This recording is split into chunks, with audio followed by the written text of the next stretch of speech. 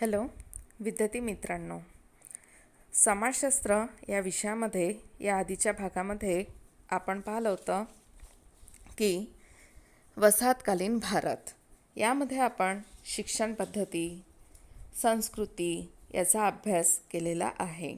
त्यानंतरचा जो पॉईंट्स आहे तो आहे प्रशासन व्यवस्था. आता बघा, ब्रिटिशांनी नवीन प्रशासकीय यंत्रणा उभारली आणि या प्रशासनाच्या नवीन पद्धती आपल्या भारतामध्ये त्यांनी रूढ केल्या. आता त्या पद्धती कोणत्या होत्या? तर पहिलं बघा की भारतीय भूमी आणि लोक यांच्यावर कारभार करण्यासाठी त्यांनी आर्थिक सेवा, शिक्षण सेवा, महसूल सेवा आणि प्रशासकीय सेवा या सगळ्यांचे त्यांनी वेगवेगळे विभाग आपल्या इकडे त्यांनी स्थापन केले. नंबर 2 होतं नवीन न्याय पद्धती त्या लोकांनी निर्माण केली. नंबर 3 धर्मनिरपेक्ष पद्धतीने वतनदार आणि जमीनदार यांचे विशेष अधिकार रद्द करण्यात आले. म्हणजे जी वतनदारी पद्धत होती, जमीनदारी पद्धत होती, तर ती पद्धतीसुद्धा यांनी रद्द केलेली होती. Number 4 Indian council act, Indian high court act, Indian civil service act हे जे कायदे आहे ते कायदे 1861 मध्ये तयार करण्यात आले. नंबर 5 कार्यकारी, कायदेविषयक आणि न्यायविषयक प्रशासन पद्धतीमध्ये अनेक महत्त्वाचे बदल घडून आलेले आहेत. नंबर 6 भारतीय समाजावर लोकशाहीची मूल्ये झिरपू लागली.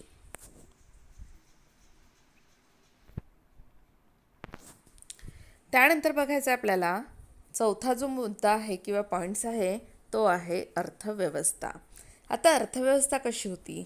तर औद्योगिक वाढ आणि शहरीकरण यामुळे या वसाहतीच्या काळात भारतीय अर्थव्यवस्थेमध्ये अनेक मूलभूत बदल घडून आले.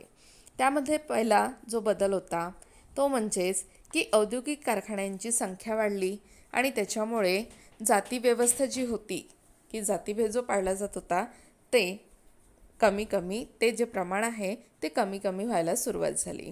तर पहा की जाती कौशल्ये आणि त्या जातीवर आधारित जे व्यवसाय होते ते व्यवसाय याची जी चौकट आहे ती सामाजिक चौकट बदलली.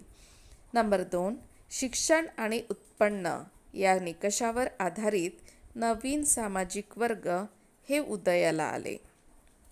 नंबर 3 जातीजातीतील पारंपरिक विधी निषेधाची बाबधने गळून पडू लागली. नंबर 4 ब्रिटिशांच्या महसूल पद्धतीचा शेतकऱ्यावरती विपरीत परिणाम झाला आणि या काळात या शेतीचे व्यापारीकरण देखील झाले. नंबर 5 निर्वाह अर्थव्यवस्थेची जागा नफ्यावर आधारित बाजार व्यवस्थेने घेतली. नंबर 6 नगदी पिकांना महत्त्व प्राप्त झाल्याने अन्नधान्याच्या उत्पादनावर परिणाम झाला आणि बंगाल व ओडिसा येथे जो दुष्काळ पडलेला होता 1856 मध्ये याचा तो साक्षी असलेला आपल्याला दिसून येतो. आता बघा, आपण अर्थव्यवस्था बघितली, यामध्ये आपण काय बघितलं तर औद्योगिक जे कारखाने आहे म्हणजे जे औद्योगिकीकरण वाढलेलं आहे, नागरीकरण वाढलेलं आहे, अनेक मोठमोठ्या कंपन्या स्थापन झालेल्या आहे, याचं प्रमाण वाढत गेलं आणि जातीव्यवस्थेवर जे आधारलेले व्यवसाय होते ते बदलून आज कोणत्याही जातीचा व्यक्ती कोणताही व्यवसाय करण्याला परवानगी मिळाली. नंबर 2 होतं ते बघितलं आपण की शिक्षण आणि उत्पन्न या निकषावर आधारलेले जे सामाजिक वर्ग होते ते उदयाला आले. जातीव्यवस्थेची जी परंपरा होती ती मोडकळीला आली. त्यानंतर निर्वाह अर्थव्यवस्थेची जागा नफ्यावर आधारित म्हणजे प्रत्येक व्यक्ती जो व्यवसाय करत असतो त्याचा उद्देश असतो की जास्तीत जास्त नफा मिळविणे. आणि हे सगळे जे बदल आपल्याला दिसून येतात अर्थव्यवस्थेमध्ये याचा मुख्य पुरावा आहे, ज्याला आपण साक्षी म्हटलं, हा आहे बंगाल आणि ओडिसा येथे पडलेला 1856चा दुष्काळ. त्यानंतर आहे 5वा पॉईंट्स दळणवळण. आता दळणवळण संपर्क आपल्या भारतभर रेल्वे आणि रस्ते तयार केले गेले. टपाल आणि तार या सोयी देखील सुरू झाल्या. 1869मध्ये सुएझ कालवा खुला झाल्याने व्यापार वाढला. वाहतूक आणि संपर्क यांच्या साधनातील सुधारणामुळे भारतीय कच्च्या मालासाठी अधिक बाजारपेठा उपलब्ध झाल्या. दळणवळण म्हणजे आपल्याला जर मालाची वाहतूक करायची असेल, एका ठिकाणाहून दुसऱ्या ठिकाणी जायचं असेल, तर त्यासाठी जी दळणवळणाची साधने असतात ती साधने या ठिकाणी तयार केल्या गेली आणि त्यासाठी रेल्वे आणि रस्ते हे तयार केले गेले. त्यानंतर टपाल आणि तारची सुविधा ही सुद्धा उपलब्ध करण्यात आली आणि पक्का माल म्हणजे एखादी वस्तू बनविण्यासाठी जो कच्चा माल आपल्याला लागतो त्या कच्चा माल विकत घेण्यासाठी अधिक बाजारपेठा या देखील खुल्या करण्यात आल्या. या ठिकाणी तुम्हाला जे चित्र दिसत आहे ते कशाचं दिसत आहे विद्यार्थी मित्रांनो? रेलगाडीचं. त्यानंतरचा पॉईंट्स आहे बघा, राष्ट्रवादाची चळवळ. इंग्रजी भाषेच्या संपर्कासाठी वाढता वापर हा राष्ट्रवादाचा प्रसार आणि प्रचार करण्यासाठी फार महत्त्वाचा ठरला. कारण की त्यातून काय झालं की राष्ट्रवादी चळवळीला चालना मिळाली. आपल्या भारतीयांच्या मनामध्ये या ब्रिटिश सत्तेविरुद्ध असंतोषाची भावना निर्माण झाली. या राष्ट्रवादाच्या भावनेमधून काय झालं की आपल्या भारतीय लोकांच्या मनामध्ये या ब्रिटिश लोकांचा एक राग, संताप हा निर्माण झाला आणि त्या माध्यमातूनच चले जाओ आंदोलन हे देखील करण्यात आले. आणि 1942मध्ये चले जाओ आंदोलनाचं जे नेतृत्व केलं होतं ते महात्मा गांधी यांनी केलेलं होतं आणि या स्वातंत्र्य लढ्याला गती देखील मिळालेली होती. आणि याचा परिणाम 19व्या शतकामध्ये भारतीय राष्ट्रीय काँग्रेसचा उदय झाला आणि महात्मा गांधींनी या स्वातंत्र्य लढ्याचे नेतृत्व स्वीकारले.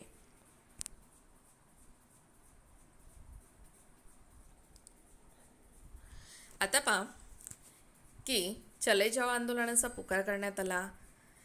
कालबाह्य दडपणाऱ्या आणि प्रतिगामी प्रथा नष्ट करण्यासाठी या लोकांचा संघर्ष चालूच होता. समाज यासारख्या संघटना वैदिक परंपराचे पुनरुज्जीवन आणि वैदिक ज्ञान यांचा अभ्यासक्रमात समाविष्ट करण्याचा प्रयत्न करत होते.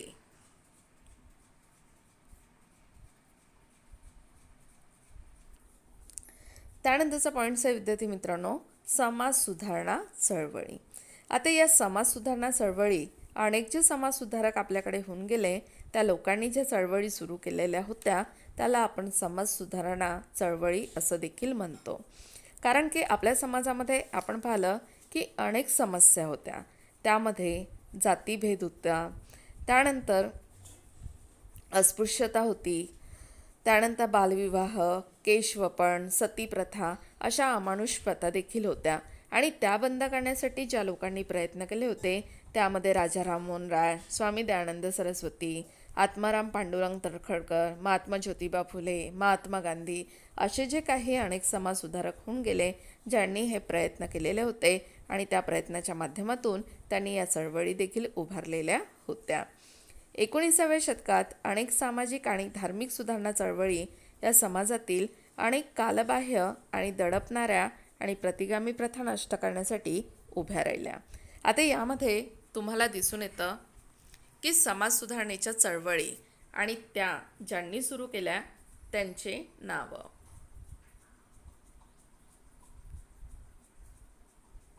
आता पहा की ब्राह्मो समाजाची स्थापना केली राजा राममोहन रॉय यांनी.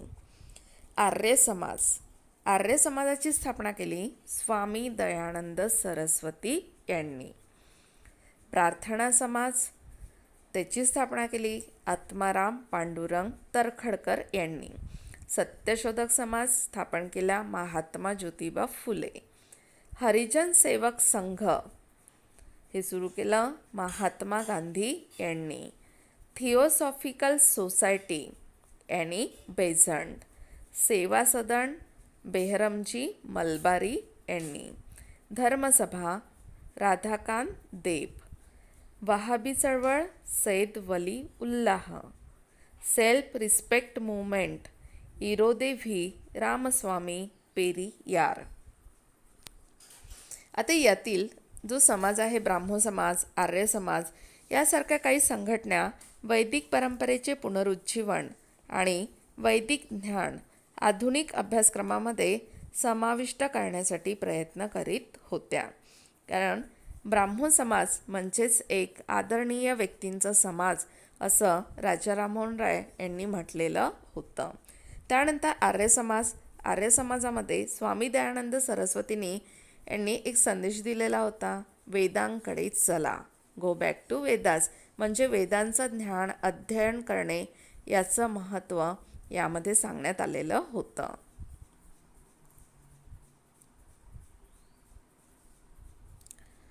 त्यानंतर काही सामाजिक कायदे देखील करण्यात आलेले होते. या कायद्याचा संबंध सामाजिक न्याय, समाज कल्याण, अपेक्षित सामाजिक सुधारणा, दुर्बल घटकांना संरक्षण या बाबींशी येतो. म्हणजेच उदाहरणार्थ एक समाजाचं हित साधण्याचा प्रयत्न यामधून करण्यात आलेला होता. कारण आपण पाहिलं की आपल्या भारतामध्ये अनेक दुष्ट प्रथा होत्या आणि त्या प्रथा दडपण्याचा प्रयत्न अनेक समाजसुधारकांनी केलेला दिसून येतो. पण हा प्रयत्न करताना त्यांना की ब्रिटिश सरकारची मदत देखील झालेली आपल्याला दिसून येते. तर पहा की ब्रिटिश सरकारवर त्यांनी दडपण आणले आणि ब्रिटिशांनी त्या बाबतीतले अनेक कायदे संमत केले. तर ते कायदे बघा. 1829 जो कायदा करण्यात आला होता तो होता सती प्रतिबंधीचा कायदा आणि हा कायदा केला होता राजा राममोहन राय यांनी लॉर्ड विल्यम बेंटिंक यांच्या अधिकाराखाली. 1843 कायदा करण्यात आला इंडियन स्लेव्हरी कायदा. 1850 कास्ट डिसेबिलिटी रिमूव्हल कायदा. 1856 विधवा पुनर्विवाह कायदा. 1870 स्त्री भ्रूण हत्या प्रतिबंधक कायदा. 1872 स्पेशल मॅरेज कायदा आणि 1929 बालविवाह विरोधी कायदा. तर बघा ही जी डायग्राम आहे त्यामध्ये तुम्हाला दिसून येतं की कोणत्या वर्षी कोणते कायदे करण्यात आलेले आहे.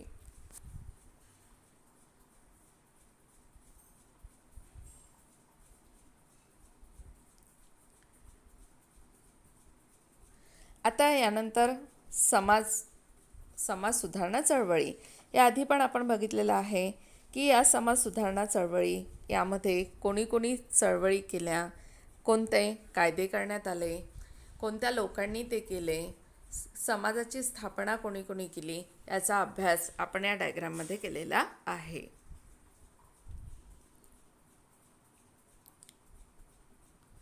त्यानंतर आहे सामाजिक कायदे. आता सामाजिक कायद्यामध्ये बघा की 1954 जो कायदा करण्यात आला होता तो होता स्पेशल मॅरेज कायदा. 1955 करण्यात आला हिंदू कोड बिल कायदा. 1955 अनटचेबिलिटी कायदा. 1976 या कायद्याचे नाव बदलण्यात आले आणि ते नाव देण्यात आले प्रोटेक्शन ऑफ सिव्हिल राईट्स. त्याला PCR ॲक्ट असे देखील म्हटल्या जाते. तो कायदा कधी करण्यात आला? 1955 पण 1976 त्याचे काय बदलवण्यात आले? नाव बदलवण्यात आले. 1956 जो कायदा करण्यात आला तो होता the suppression of immoral traffic in women and girls कायदा. 1961 हुंडा प्रतिबंधक कायदा. 1971 मेडिकल टर्मिनेशन ऑफ प्रेग्नन्सी, त्याला MTP असे देखील म्हटल्या जाते. 1985 narcotic drugs and psychotropic substance कायदा. 1986 चाइल्ड लेबर, त्याला प्रोहिबिशन अँड रेग्युलेशन कायदा.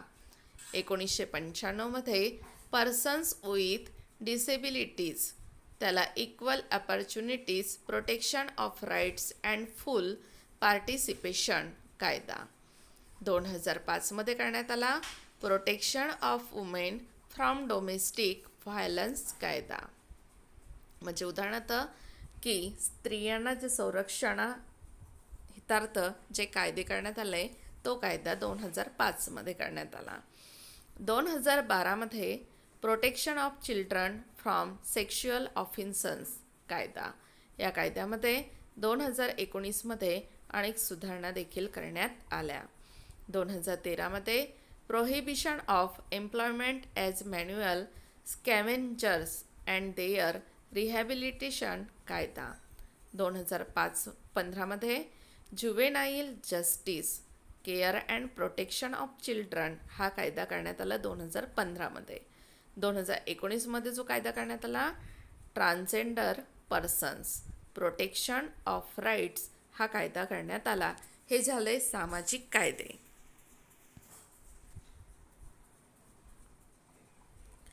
त्यानंतर आहे विद्यार्थी मित्रांनो अर्थव्यवस्था.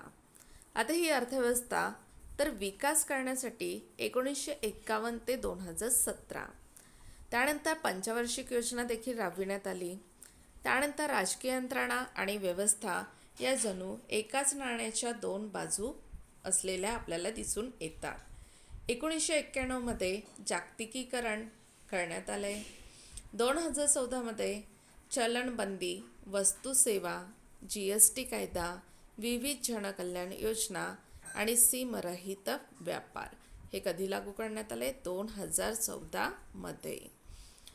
स्वच्छ भारत मोहीम आणि उद्योजकांना प्रोत्साहन देखील देण्यात आले. त्यानंतर आहे शिक्षण.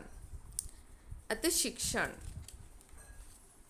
शिक्षणाची जी केंद्रे होती शैक्षणिक केंद्रे ते केंद्रे आपल्याला या ठिकाणी दिसून येतात. त्यामध्ये पहिलं आहे अंगणवाडी, नंतर आहे शाळा, विद्यापीठे, मानद विद्यापीठे, स्वायत्त संस्था, ITI, IIM, व्यावसायिक शिक्षण देणाऱ्या संस्था आणि मुक्त शिक्षणाच्या संस्था ज्याला आपण मुक्त विद्यापीठे असे म्हणतो. तर या आहे शैक्षणिक केंद्रे किंवा शैक्षणिक संस्था.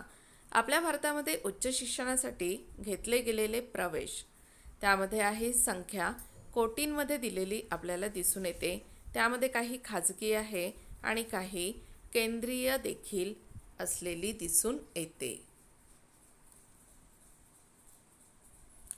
आता राजकीय यंत्रणा यामध्ये कोणकोणते मुद्दे येतात तर त्यामध्ये पहिला आहे पहा लोकशाही तत्व, म्हणजेच की आपल्याकडे लोकशाही पद्धती आहे, म्हणजेच लोकांनी लोकांसाठी लोकांमार्फत तयार केलेली शासन पद्धती. नंबर 2 आहे कार्यकारी मंडळ, कायदेमंडळ, न्यायव्यवस्था ही या राजकीय यंत्रणेची प्रमुख आधारस्तंभ असलेले दिसून येतात. नंबर 3 न्यायिक सत्तेच्या विकेंद्रीकरणाचे तत्व. 18 वर्षावरील भारतीयाला नागरिकास मतदानाचे अधिकार, म्हणजे त्या व्यक्तीला 18 वर्ष पूर्ण झाल्यानंतर मतदानाचा अधिकार दिला जातो. आपली राज्यव्यवस्था केंद्र सरकार आणि राज्य सरकार यांच्यामध्ये विभागली गेलेली आहे. केंद्र सरकार आणि राज्य सरकारचे ध्येय धोरणे राजकीय हेतू स्वतंत्र असतात.